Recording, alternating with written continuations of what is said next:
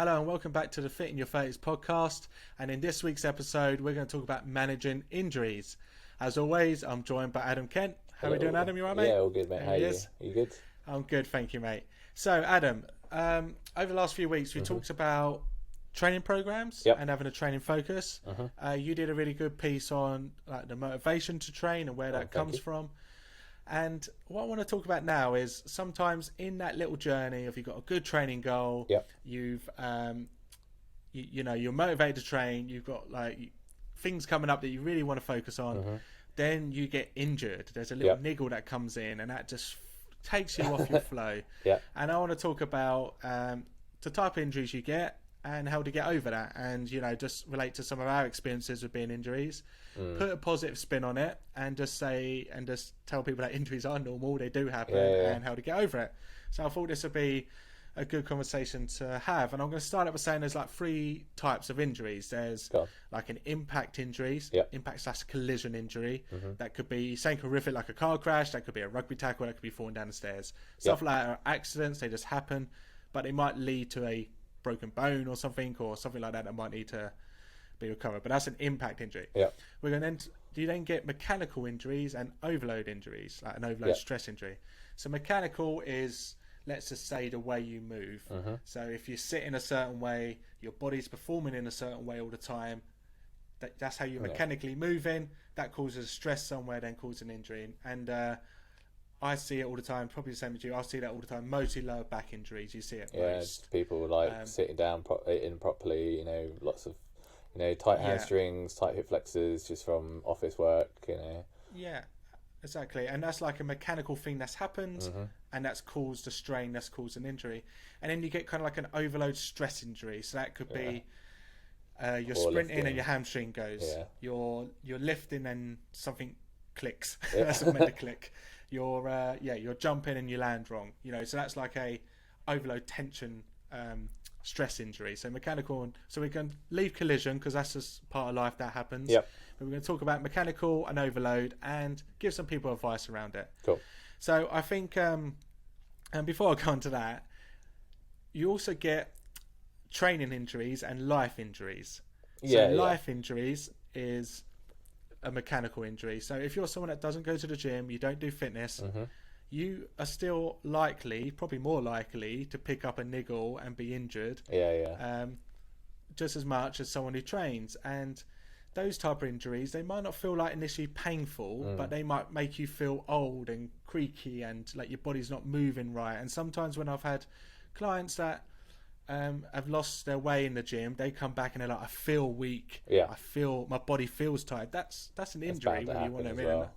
That just, if you're saying that I feel weak, I feel tired, my body feels unfit, that's an injury, whether you want to admit it or not. So we're not going to focus too much on people that just have these life injuries, because the answer is always training. The answer is always fitness, whatever that looks like. If that's just steps, if that's cycling, if that's moving in the gym, or taking a more proactive stance on it.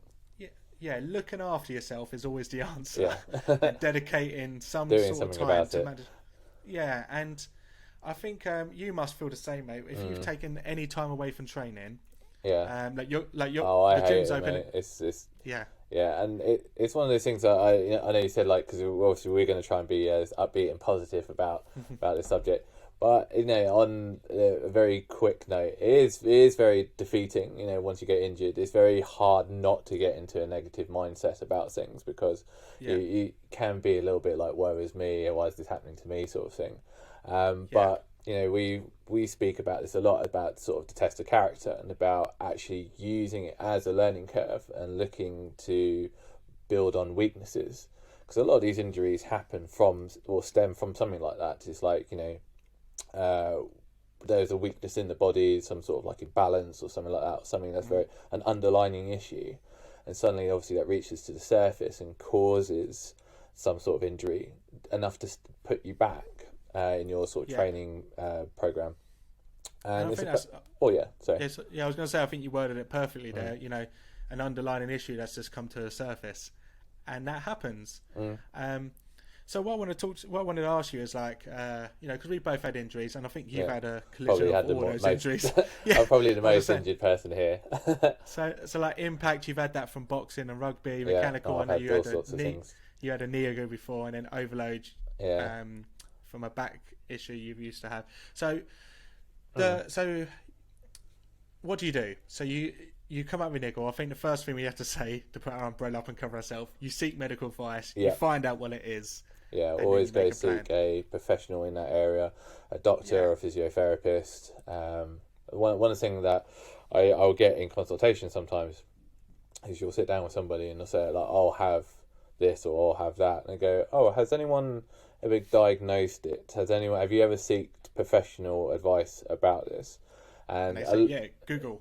Yeah, and everyone would be like, no, not really. Yeah, I mean, it's fine. And then you just feel like, okay, well, I have to try and keep an eye on it. But, and through experience as well, you probably hazard a guess and go, I think I know what that is, and I'll be able to work around it. But, a little bit of a, to the trainer listening out there, never diagnose anything, never stamp that is what it is, even though you probably are right. It's just like, leave that to the doctors. So they get advice, and the people you can see, let's just list those off. You've got physios, chiropractors, see them, osteopaths, see them, I see them all. They're like the main ones you'll kind of go to kind of get assessed. Okay, so you get they tell you what your injury is, and then I think what's important to do is you make a plan going forward. So you can recover from injuries. Sometimes they might be a long-term injury that you then have to manage. So I know people that have blown their collarbone and now they have to manage certain movements. I know people that have I know some people that have blown their back out properly. And that's like, well, it's not fine, but it has to be fine because you have to get on with your life. It's like, right, this has happened. What are you going to do about it? And obviously there will be things like elements of it. It's like rehabilitation. There'll be pain management, but it's the willingness to change as well. Because we know this as well, that sometimes these issues come from either a lifestyle or a way of training. A lot of my injuries, I could probably put my hands up and say that's probably a lot from excessive weight training, a lot of heavy loads. Now, do I keep doing that style of training? No. I have to go, right, there has to be a different way. Can I get similar results from doing something different that will actually be beneficial to me? There's always ways to skin a cat. So and that makes you a better trainer, right? Like not just as a personal trainer, but as someone who trains themselves. You're like, right, I'm going to explore other avenues of training and learn and expand my exercise library and learn new stuff. And I think you're right with all of that. And so once you kind of know what it is, it's about managing it. It's about getting a positive spin, and a lot of it's a management of pain, and it will go away, but sometimes it won't go away on its own. I feel that's what a lot of people try to, fingers crossed, that if they just rest it will go away, and they're not proactive about addressing the issue. And rest is there mostly to get down inflammation, really, isn't it? Get down the swelling off an area, and then after that, your body needs to get strength again. Your body needs to. And like I was about to say at the beginning, when you've had a bit of time off training and you go and lift something, you realise how weak the human body is, and you realise how strong you were. And for me, it's grip. That's the one thing I've really noticed. If I've had an injury, I've not been in a gym lifting weights. If I come back in, I can just feel grabbing the weights or a bar that something's off and different. Well, you probably feel it like in peak season of rugby. I know I used to you'll start in September and be weak. You'll be, you're going in for tackles. You're like, oh, cool, I've not tackled anything for a while. Then come November, you're hard as nails. You're like, you could run into a bus, you'd probably be okay because you're just used to it. Your body can take it, and it's amazing what your body can adapt to. But when you've had a bit of time off training, you get a bit fragile, you get a bit weak, and you realise that rest will do you so good, but then also you need to train, and we're going to talk about that now. So having a program, having a like structured program, and with that it comes ways we move. And there's like I like to say what's fact is there's 7 ways, there's 7 movement patterns that we should include in a program. So you've got horizontal push, that's everything overhead, so shoulder press, single arm dumbbell press, all that good stuff. Vertical push, that's everything overhead. Cool, I'll count for you, that's one.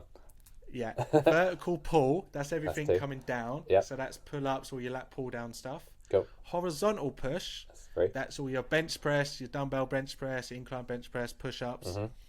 Horizontal pull, that's everything you're pulling towards your body. Yep. So that's all your single arm rows, your seated rows, your face pulls, all that good stuff. Yep.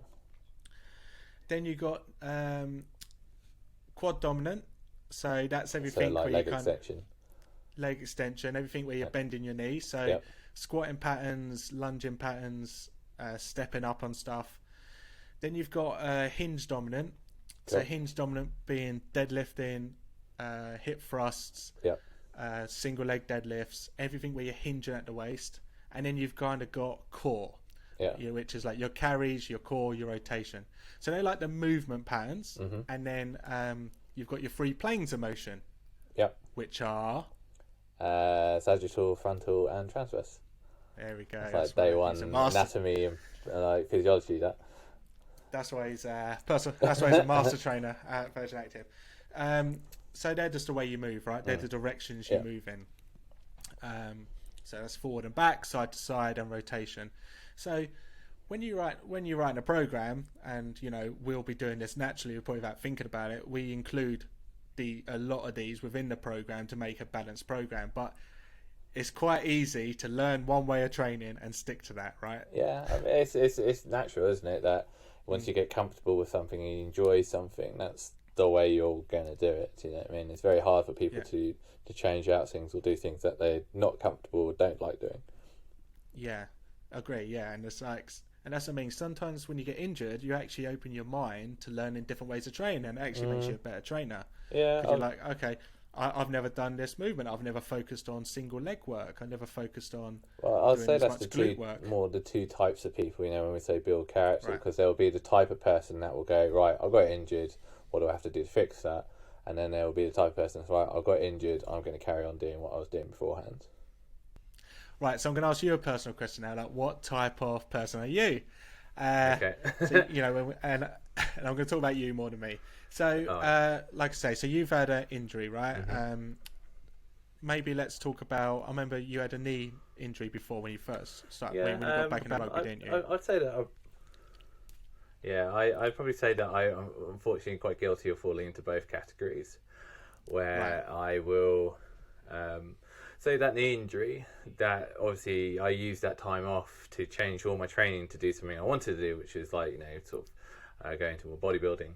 And that was it. Yeah.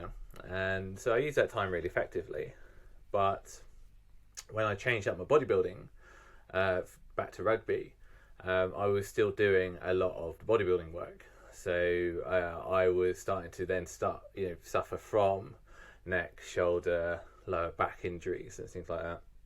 And because I was like a big in shape guy, I used to kid myself that I could get away with doing things without like warming up and warm ups for for sissies sort of stuff. And and what happened to me was I went in late to a training session with another trainer, and he had already been warmed up and he started to deadlift, and I used to have like a fairly monster deadlift, and I remember that he was on around about like 150 160 kilograms. I think my 1 rep max was around about 220, 240, around about that time, sort of floating around then. And I was like, yeah, I'll just jump in now, sort of thing. And I remember not even being able to, that bar probably didn't even make it off an inch off the ground before I felt something go in my back. And I remember like having to waddle over to like the rest area, like rolled on the floors in pain. Yeah. And I was out for months because of that. And ever since then, I've had some back issues, and I've been trying to manage it. you probably seen, and you know this actually. You were there when the last time I really seriously did my back was again turned up late for training, and I had all the equipment, so I actually had to go and start setting everything up. And is this for touch rugby? Yes, yeah, that was yeah. And then you as you always do, you'll do your full warm up routine, and you'll get whoever else is listening to jump in with you. And then by the time I finished everything, set everything up, come running back, and you guys were all warmed up and ready to play. So I'm like, right, okay, I'm just going to jump in now. And about 5 minutes into it, I stepped somebody, or I got stepped. I just moved in such an awkward way that my back just went, and then I had to again wither onto the floor, sort of army crawl off the pitch. And then I remember you were standing over me like, what have you done now? And then trying to roll me around and stretch me out. And again, it's awful experience, because again it just puts you out for time, and but now I will religiously, ever since then, I'm just right, I don't care how long it's going to take me to warm up. The match could have started. If I'm not warmed up, I'm not getting on.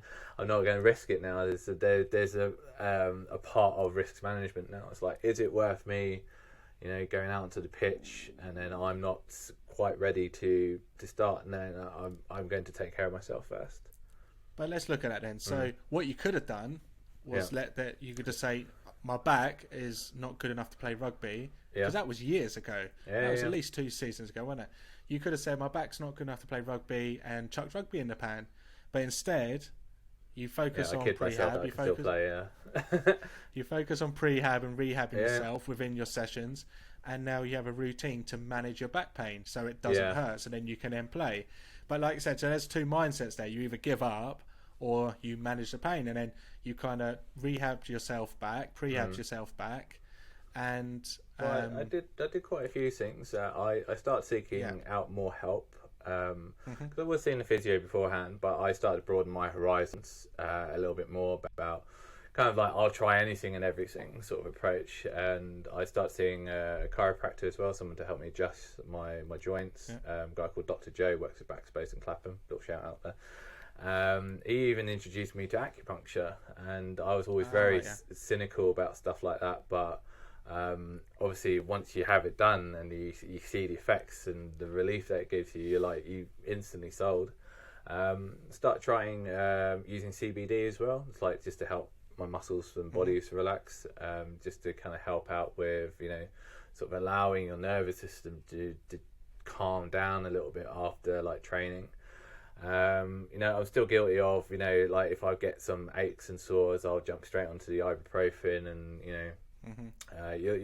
know me, if before pre-match it's a bit of a ritual that I'll open up a new box of ibuprofen, I'll be munching away on those things. But there is an element of right, I've got this thing, I've got to manage it, I've got to do pain management, but that's not the end of it. And that's what I see a lot of people do. A lot of people just try and manage the pain and sort of get through it, but it has to be the rehabilitation and the strengthening side of things. And that is where you've got to be that guy in the gym that brings in the resistance band and does all his crab walks, and you've got to do those clams and all the stuff that you might not think you'd ever be ending up doing, but you start again seeing the benefits of it, and you start seeing the results of these things. So you're like, oh right, okay. So you're finding your weaknesses and spending time on your weaknesses, not just hitting strength, which is it, right? Yeah, and again, it's not always the things that you want to do; it's the things that you have to do. That makes a difference. So and then you can play rugby, and you decided how many seasons I felt great for. We had our first game back the other day. The only thing that I felt was my groin was about to explode. That's because I've not done any kind of frontal movement, anything side to side. But I took my time warming up. I was very gassed out. Obviously, I haven't been sprinting in a little while, but I found that while everybody else was complaining about their knees and their backs, the only thing that I was a little bit sore about was my feet, just because they're probably not conditioned to twisting and turning, in my studs, so studs on a hard ground. Oh, it was very tough ground. So yeah, I came out of that really happy with myself. I came out and going like, right, my whole goal of getting back into training was not to get injured, or not to have any kind of worries. Yeah, and that's a good example. Injuries just happen, right? Injuries happen. They happen at the top level. Usain Bolt pulled his hamstring in a 200-meter relay in the Olympics. Rugby people get injured all the time. Yeah, you get people that do. You get Olympic lifters that turn up to the world stage and then do something silly, and it's just like it just can happen. But all you can do is best prepare yourself, make your body as strong as you can, and look after yourself in the preparation to kind of so you don't get injured. And if injuries do come, then they might just be a niggle that you could iron out. But if it's a serious injury, like when you did your back, then that's like something you then manage. Yeah. And then you're stronger from it.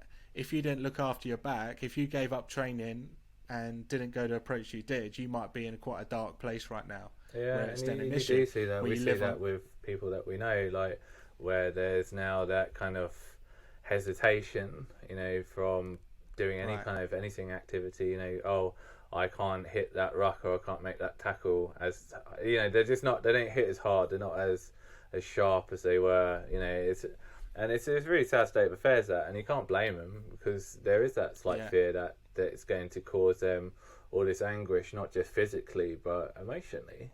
Once you're out of, nothing worse than ending a season at the start of it. Yeah. But then with that, not just to make this podcast about rugby, it's just something we can relate to, but there'll be people that go straight into season, straight sprinting, and pull their hamstring. And it's well, was that an unlucky injury because you just sprint, or was that maybe because you've not done any mobility, you've not done any sprinting, you're not conditioned to sprint right now, and then that's just made it. It can be like a combination of all of those things. Exactly, and it can be right. So all you can do is do your best to take care of yourself. So let's talk about that. Yeah. How can you take care of yourself? So me, I love a bit of mobility. I stretch all the time. You love your foam roller. I remember a time that we went. Where were we? Was it Switzerland? We went on a rugby tour. Yeah, and then you busted out the foam roller in the middle of the aisle. Yeah. Everyone was like, "What's this guy doing?" That's because I was in an absolute mess of a state after a tournament of rugby. So I love a bit of mobility. So my day-to-day routine is I have a roll mat next to my bed. I roll it out. I wake up. I put the coffee on. I'll go a pint of water, coffee. Yeah. I'll put the news on, and then I'll just go through a mobility flow for about 15 minutes, 20 minutes, holding different positions, having a coffee. Do I need to do that every day? No, of course I don't. But by doing that, I release tension in certain bits that I know are holding tension. And for me, it's just a great way to open up my body.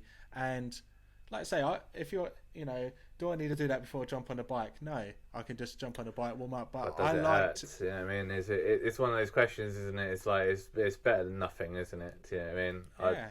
There are studies and statistics out there that will show that there isn't a correlation between warming up and stretching and injury. Though there's been studies a big study with cross-country runners, and they found that there was no difference between people that did warm up, people that didn't warm up with injuries. What they did find out is the people that were the most infrequent with their warming up. So if you dibbled or you dabbled in I'll do a bit of stretching here today, and it's the infrequency of your movements. If so it's that if you want to stay nice, loose and limber for your exercise, cool, awesome. That's what you do, and you keep that in your routine and your structure like me and you do. But if you don't want to stretch and you don't want to be nice, loose and limber, cool, awesome, that's but you can take that risk. But why bother taking the risk? You know what I mean? That's the thing I don't get. And with being loose and limber, it's sometimes I really struggle to see it from other people's point of view, because I'm always trying to see it as, I think we use the word performance too much, and tracking and sport training for sport and all that good stuff. Yeah. But so we do that, so then it will then translate to our sport, translate to the gym. Yeah. And the way we move. That's our purpose, isn't it, behind our training? Yeah. But then there'll be people that, don't really do anything, and with shoulder stuff, right? Yeah. If you've had a year off, if you've had a lifetime of benching, you might be a bit tight through here, and then you can loosen up. But then some people are just tight through there because they're not only never trained, they're just tight for there. You see it all the time with hamstrings, right? People can't touch their knees, never mind touch the floor. Yeah. And it's just like, okay, well, if you're, is that going to lead to? I like doing that with people. You do the hamstring test, where they have to get to 90 degrees, and they'll get to there, and they're like, "Where am I meant to get it to?" And you'll be like, "You've got the stick standing next to them." It's like you see this right angle that we're at. That's where I want you to get to. And you're like, well, if you're not going to get there, and all of a sudden in a few months' time your back goes, could it be because you've got no mobility across your posterior chain? Maybe, So I think so. So with mobility, and when you see a baby squat, that's like the biggest one, right? A baby squat. Can't say I've seen many babies, working out, but no. But if you see it all the time on like Squat University and stuff like that, which is an Instagram page, you'll see a baby picking up this toy car in a perfect squat, not a single knot in his body. But throughout life, we develop knots and tightness just because of the way we sit, we walk, the way we've grown. And they're basically deficiencies that we've built over time. Yeah. And we're not born with them.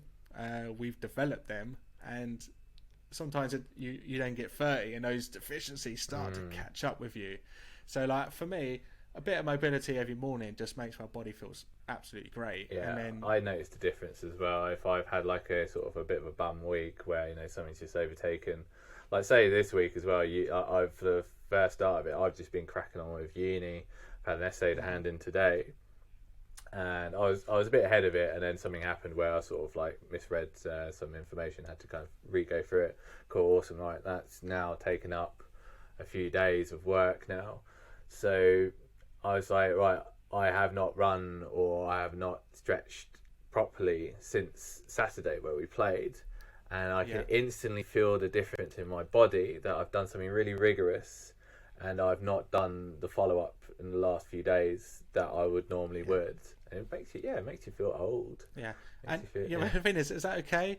Yeah, but if you don't, you've got 3 more days before you're playing again. If you don't make a change, and then you get injured on Saturday, what was the reason you got injured? Was it because you did Saturday, or was it the build-up? And it will be and I'd have no one to blame really but myself. So I know that come, what's today, Wednesday, I'm going to be on it tomorrow, and it won't be like the big run. It won't be the long 10k or something like that.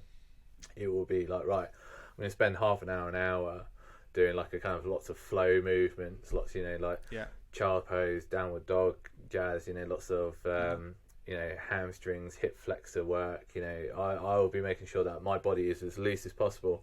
I might do some cardio, but it's not, that's probably not in the forefront of my mind necessary right now. It's I can go to training and be slow as I can go and be happy that I blow out after 5 minutes. What I'm not going to be happy about is me turning up and then doing something, pulling a hamstring, or more likely doing something to my lower back.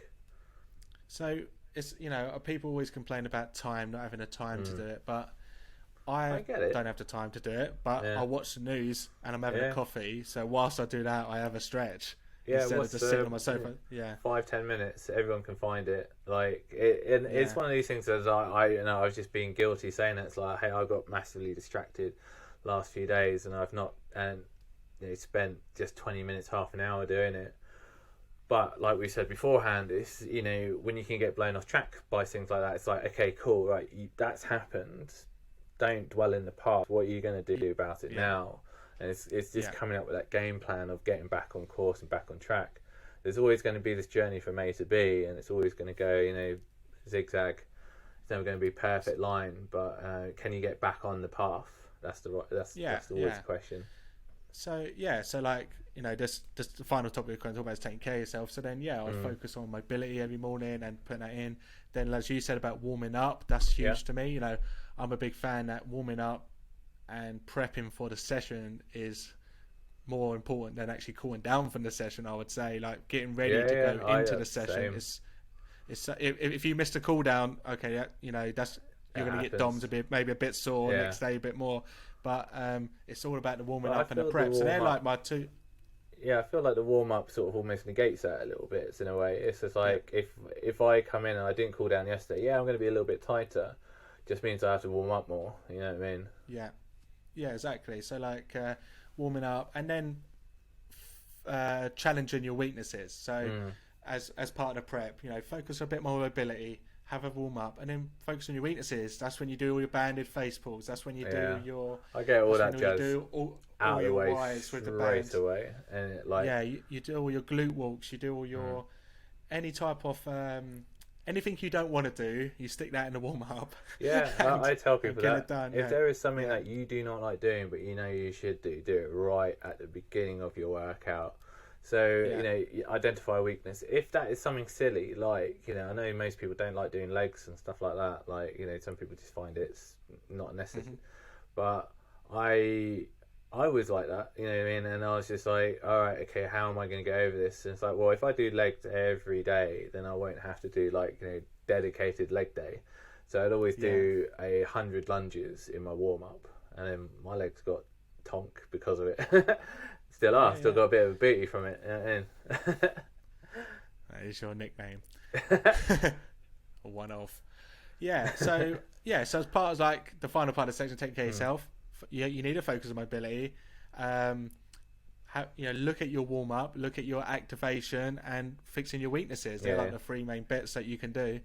And you know, it is once again a lot of this podcast is about taking responsibility for yourself. Yeah. And like we're adults, you know, we're grown ups now. Everyone listening to this Fit in Your 30s podcast is, whether you like it or not, is a grown up. So if you get injured, it's probably your fault.